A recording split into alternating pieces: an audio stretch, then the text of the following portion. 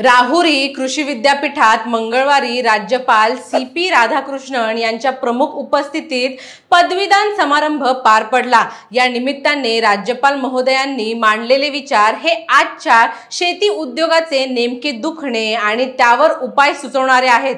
एरवी शेतकऱ्यांच्या नावाने गळे काढले जातात, त्यांना भडकावून राजकीय भाकऱ्या भाजल्या जातात किंवा शेतकऱ्यांना जगाचा पोशिंदा वगैरे म्हणत त्यांना लुटलं जातं, अडवलं जातं आणि त्याचा व्यवसाय कायम तोट्यात राहील अशी व्यवस्था आखली जाते। पण या पदवीदान समारंभात राज्यपालांनी प्रथमच शेतकऱ्यांच्या खऱ्या प्रश्नांना हात घालत सामुदायिक चिंतन घडवले आणि बळीराजाचे बळ वाढवावे यासाठी उपाय सुचवले। राज्यपाल नेमकं काय म्हणाले आणि याचा काय फायदा होऊ शकतो सगळं काही समजून घेऊया आजच्या या व्हिडिओच्या माध्यमातून। नमस्कार, मी अनुष्का आणि तुम्ही पाहताय दैनिक राज्य लोकतंत्र। पदवी घेऊन बाहेर पडणारे विद्यार्थी आणि शासन संशोधन यावर किती गंभीरपणे काम करतात हे काळच ठरवेल, पण राज्यपालांनी योग्य दिशा दाखवत शेतकरी व शेती प्रश्नांवर बोट ठेवलं आहे। अलीकडेच कृषी विद्यापीठाची पदवी ही मुलांइतकीच मुली घेताना दिसत आहेत। ही आनंदाची बाब असली तरी पदवी घेणारे विद्यार्थी हे शेतीत करिअर करण्याऐवजी स्पर्धा परीक्षा आणि सरकारी नोकरी याकडेच अधिक संख्येने वळताना दिसत आहेत। स्पर्धा परीक्षांचा अभ्यासक्रम हा कृषी प्रश्नांना प्राधान्य देणारा आहे असं सांगितलं जातं। ओघाने शहरी स्पर्धक मागे पडतात आणि ग्रामीण व कृषी अभ्यासक विद्यार्थ्यांना प्रशासकीय अधिकारी म्हणून संधी मिळते। एकीकडे ही गोष्ट चांगली म्हणावी तर जे शिक्षण घेतले त्यांचा प्रत्यक्ष शेतीत किंवा शेतकऱ्यांना उपयोग होताना दिसत नाही हे दुर्दैवी आहे।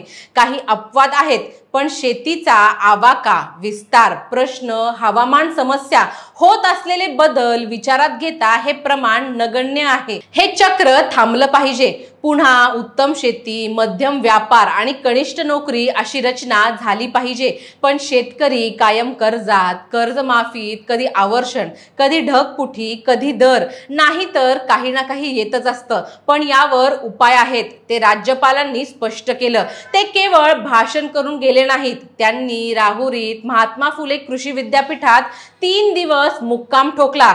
विद्यापीठाचे काम, अडचणी समजून घेतल्या। आता सरकारला ते काय सुचवतात आणि सरकार त्यांचं काय ऐकतं हे बघायचं, पण मुळापासून प्रारंभ झाला पाहिजे हे आनंदाचं आहे।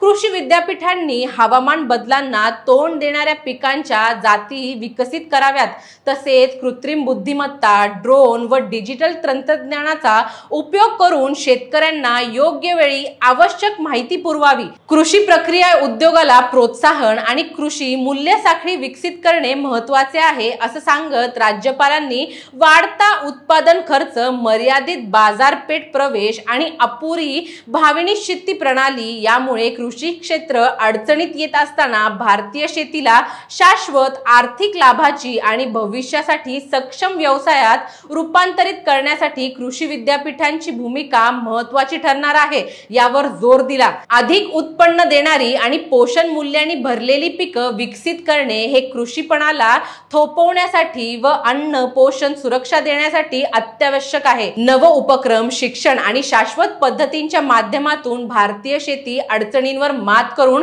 यशस्वी होऊ शकते। कृषी पदवीधरांनी विज्ञान तंत्रज्ञानाच्या सहाय्याने या आव्हानांना समोर जाऊन आधुनिक कृषी पद्धती विकसित करावी असं त्यांचं सांगणं मौलाचं आहे। यावेळी निर्यात प्रक्रिया, ब्रीडिंग, नवे तंत्रज्ञान, कमी खर्चात अधिक उत्पादन, नवीन जाती, हवामानातील बदलांवर मात करण्यासाठी उपाय, शेतीतील यंत्रीकरणकरण, कृषी मॉल, विविध आउटलेट यावर चर्चा झाली। या विद्यापीठाने संशोधनात आजवर मोठी कामगिरी केलेली आहे। भुईमूग, सोयाबीन, ज्वारी, तेलबिया, नारळ व अन्य फळं यामध्ये नवे वाण आणले आहेत, पण शेतकऱ्यांना व्यापक प्रमाणात उत्तम बी बियाणं उपलब्ध होताना दिसत नाही। अवघानेच एकेरी उत्पादन घटत आहे। विद्यापीठाचे हे तंत्रज्ञान शेतकऱ्यांपर्यंत नेमकेपणाने पोहोचत नाही ही खंत आहे। आपला देश आणि महाराष्ट्र कृषी प्रधान आहे, पण गावं ओस पडून महानगर बकलांमध्ये वाढत आहेत। हे चित्र थांबायला हवं। किमान 100 एकरामागे एक कृषी पदवीधर असला पाहिजे व त्याने शेती विकसित केली पाहिजे। पाहिजे। साखर कारखान्यांनी 1000 एकरामागे एक कृषी अधिकारी नेमला पाहिजे व त्याला एकरी 100 टन ऊसाचे टार्गेट दिले पाहिजे। किती ऊस गाळला आणि किती कारखाने गिळले यावर सहकार नेत्यांचे मूल्यमापन न होता एकरी किती टन ऊस पिकला यावर ते झाले पाहिजे, पण तसे ते होत नाही। राज्यपालांनी योग्य चिंतन केले आहे, आता त्यावर कार्यवाही गरजेची आहे। यंदाचा खरीप हंगाम तोंडावरच आहे। शासनाने उत्तम फाउंडेशनचे किंवा प्रथम जर्मिनेशनचे बी, योग्य खत, औषध, तंत्रज्ञान शेतकऱ्यांपर्यंत पोहोचवावे आणि हमी भाव द्यावा। शेतकरी देशाला अव्वल स्थानी नेतील हे नक्कीच। राज्यपालांनी हा एक विषय लावून धरला तरी खूप मोठे काम होईल। शेतकरी सुखी तर जग सुखी हेच खरं। शेतकऱ्यांविषयीच्या या माहितीबद्दल तुमची मते आणि प्रतिक्रिया काय आहेत आम्हाला कमेंट करून नक्की कळवा। आणि जर राज्य लोकतंत्र चॅनलवर नवीन असाल तर चॅनलला लाईक, शेअर आणि सबस्क्राईब करायला विसरू नका। धन्यवाद। दैनिक राज्य लोकतंत्र।